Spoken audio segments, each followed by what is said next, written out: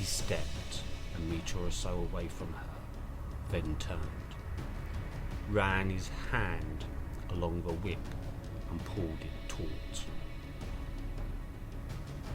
With one sweeping motion, he brought it down against the woman's back. It hit so hard it sliced through her skin like a hot knife through butter. She screamed, yet the whip came down again and again and again.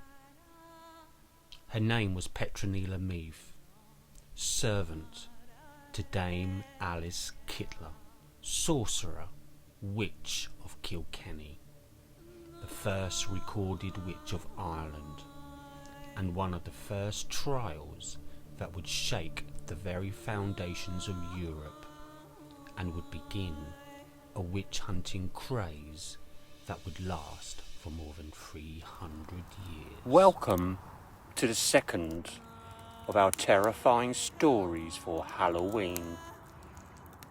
Today, we are going to take a deep dive into the life of Dame Alice Kittler, accused of witchcraft and sorcery. This is a true story and makes up just one of the dark and twisted tales that exist in my family history. Stephen and I would like to thank everyone for watching. Every time someone views our videos, you give us both encouragement to do what we love. Let us know how we are doing. Drop us a comment, and for more upcoming episodes, please subscribe to our channel. From Stephen and I, hope you enjoy the story. In the year 1320, Pope John XXII listed witchcraft as a heresy in his bull Super Illia Specula. This church doctrine wrote that even magic was real. The Pope himself had even claimed to have been attacked by at least 3 witches. The doctrine reached religious men right across Europe, and one fell into the hands of Richard Le Brede, Bishop of Ossory. It was 1324. He was a militant and religious man and was growing concerned that his diocese was becoming the seat of the devil and his worshippers. The central figure in this affair was Dame Alice Kittler, a wealthy Kilkenny noblewoman who stood accused of witchcraft by her stepchildren. It was the first witchcraft trial to treat the accused as heretics, and the first to accuse a woman of having acquired the power of sorcery through having sexual intercourse with a demon. The Kittlers were a family of Flemish merchants who had settled and grew prosperous in Kilkenny, probably in the area known as Flemingstown, sometime during the mid-13th century. In 1280, Alice Kittler married her first husband, William Outlaw, a wealthy Kilkenny merchant and moneylender, by whom she had one son, also named William. Alice was fond of her firstborn son and would favour him over all of her children. He would later become a business partner and grew rich very fast. He was declared an adult in 1303 and was at one point sovereign or mayor of Kilkenny. By 1302, William Outlaw Sr. had died, and Alice was already preparing marriage with her second husband, Adam Lee Blund of Callan, another moneylender. Alice and Adam grew affluent and comfortable very quickly. It was speculated at the time that William Outlaw Sr. had met his untimely death by means of murder. He was supposedly poisoned, a plan fought over by Alice and her second husband. By 1307, Adam Lee Bland had died too, leading to more suspicion across the medieval town of Kilkenny. The beneficiary from this death was William Outlaw Jr. All goods, chattels, jewels were bestowed on William. The recently deceased Adam Lee Bland had children from his first marriage, and they didn't receive a single penny from their father. Jealousy and suspicion was beginning to grow. By 1309, Alice now married her third husband, Richard de Vale, a wealthy Tipperary landowner, and again, her son William Outlaw benefited financially from the marriage. Sometime before 1316, Richard de Vale had died too, and Alice took legal proceedings against her stepson, also called Richard de Vale. By 1324, when she was accused of witchcraft, Alice had acquired a fourth husband, the knight, Sir John Le Poer. The wealth that Alice had accumulated at the expense of her stepchildren had made them angry and suspicious. They came to the conclusion that she was practicing witchcraft and accused her to the ecclesiastical authorities of maleficium or witchcraft. A fairly commonplace accusation, and one usually treated by English law as a petty criminal offence. Witchcraft was a form of magic, and magic, after all, had always existed in one form or another. Popular medicine was often based on herbal preparations made by a good witch. Alice Kittler's stepchildren brought their complaint of witchcraft in 1324 to Richard Le Brede, Bishop of Ossory, a particularly single-minded churchman eager to defend the liberties and jurisdictions of the church. Since his arrival in Ireland in 1317 as a papal appointee, Le Brede had demonstrated a zeal for reform and strict adherence to the laws of the church.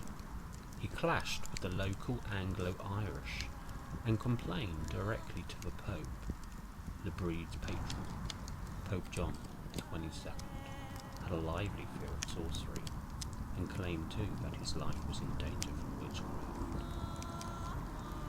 7 charges were brought against Alice Kittler and her associates: that they were denying Christ and the church, that they cut up living animals and scattered the pieces at crossroads as offerings to a demon called the Son of Art in return for his help, that they stole the keys of the church and held meetings there at night, that in the skull of a robber they placed the intestines and internal organs of cocks, worms, finger and toenails cut from dead bodies, hairs from the buttocks, and clothes from boys who had sadly died before being baptized.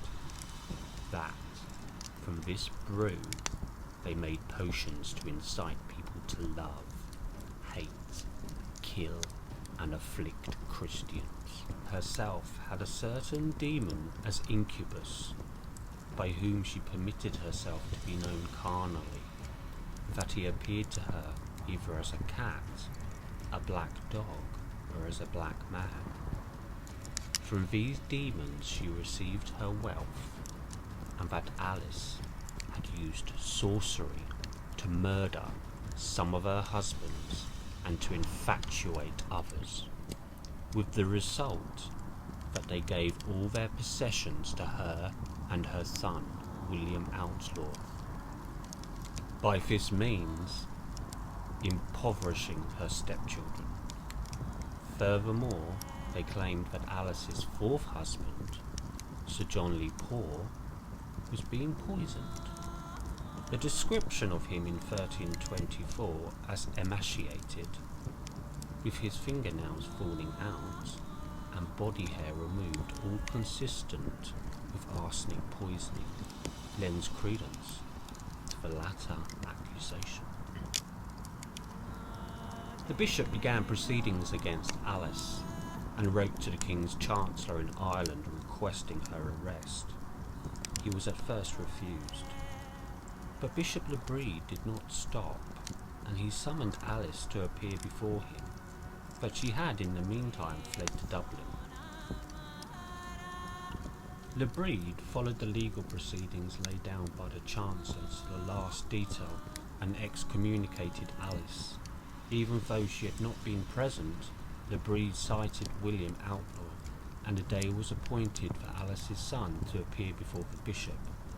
He was charged not only with heresy, but also with harbouring and protecting heretics. William Outlaw had a powerful friend in Kilkenny, the Seneschal, Arnold Le Poer.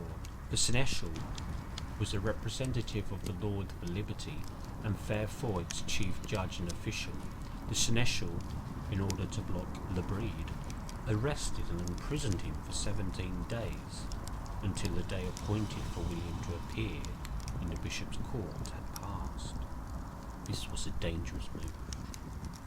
While in prison, Le Bris placed his diocese under interdict.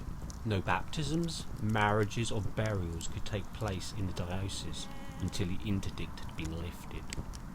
At a time when an absolute belief in the existence of hell existed, as it most certainly did in the Middle Ages, such an interdict was most grave.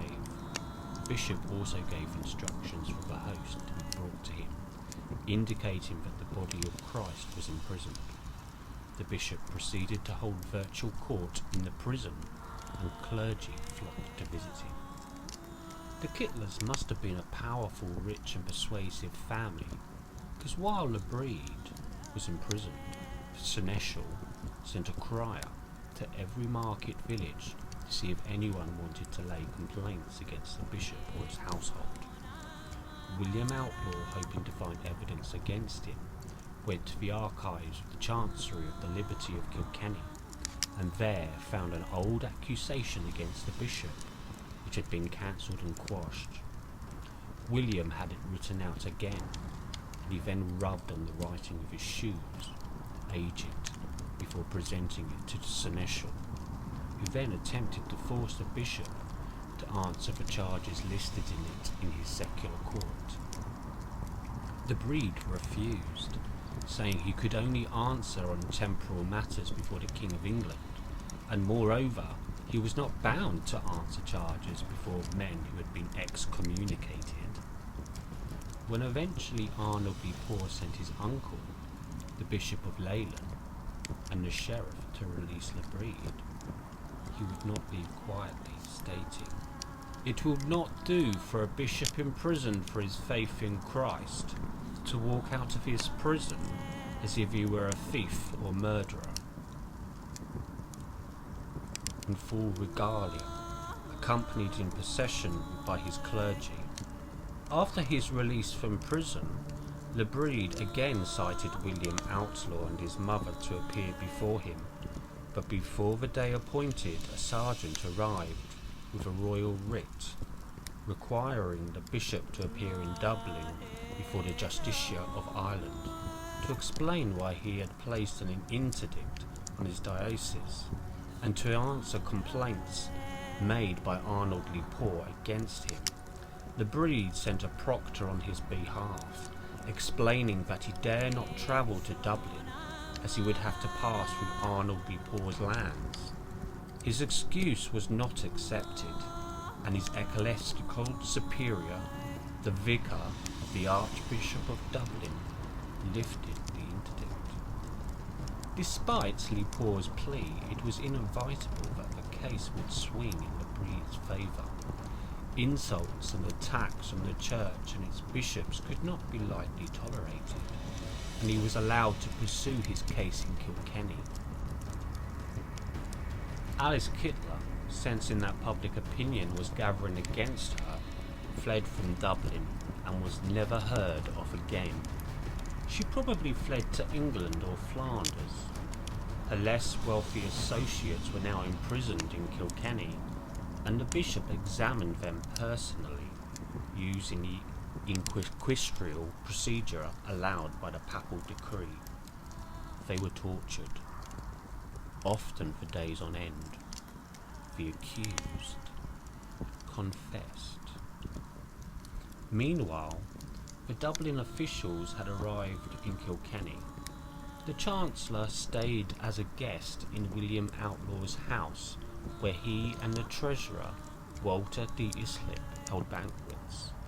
Here, Le Brede formally accused William Outlaw of heresy and harbouring heretics. William confessed and submitted himself on bended knee to the bishop and was imprisoned in Kilkenny Castle. His very influential friends forced Le Brede to commute the sentence to a penance and release him. William had to hear 3 masses every day for 1 year, give food to the poor, and undertake to cover the roof of St. Canice's Cathedral with lead. Hearing that William was not carrying out his penance, Le Brede imprisoned him once more. On that same day, Petronilla de Meath, the maid-servant of Alice Kittler, was taken to the town square. The rain fell heavy across the medieval town of Kilkenny, Ireland. It was a cold autumn morning with high winds, and yet the townsfolk gathered in the main square. The noise of talk reverberated along the narrow, cobbled, muddied streets as they waited in awe for a spectacle that no one had ever seen. A distant thud of a horse-drawn cart caught the ears of the spectators, and silence spread quickly. "Move," said a soldier, as 2 others dragged the limp and bloodied woman from a cart. She could hardly stand, her face beaten, and her hands were bloodied and shook violently. She was dragged to a wooden pole and fastened tight with heavy rope, her dress torn from her back violently by a soldier holding a level whip. He stepped a metre or so away from her, then turned, ran his hand along the whip and pulled it taut. With one sweeping motion he brought it down against the woman's back. It hit so hard it sliced through her skin like a hot knife through butter. She screamed, yet the whip came down again and again and again. She had been whipped 6 times on the order of the bishop. The use of torture to extract confessions was legal according to church law, but not according to secular law. Le Brede never explained why she alone suffered the full punishment, while the other accused were released on payment of securities. Once the flogging was over, dried wood was placed around her and beneath her feet, and the executioner lit the flame. It did not take long for the flames to grow and envelope around her. She screamed, choked. The worst part of burning is at the beginning. This is the greatest pain of the burning process. Once the nerves have smouldered and burnt away, the pain is no more, and death follows quickly. 3rd of November, 1324. Petronilla de Meath, maid-servant to Alice Kittler, was burned alive at the stake as a heretic and as a witch. It is very likely that Alice too would have met this fate if she chose not to leave and run for her life. Her death was reported by the Kilkenny Franciscan chronicler John Glynn. Petronilla de Meath was condemned for sorcery for taking and offering sacrifice to demons, consigned to the flames, she was burned. William Outlaw now succumbed fully and requested the bishop to visit him in prison, and prostrated himself in the mud before the bride and a large crowd of clergy. His penance was increased. He was to make a visit to the Holy Land on the first available boat. The portion of the cathedral roof to be covered with lead was increased, and he was given 4 years to complete the task. He completed his penance. But in 1332, the weight of the lead caused the roof of St. Canisius to cave in. As for Alice Kittle, she was never seen or heard from again, but her story placed her securely in the Irish history books.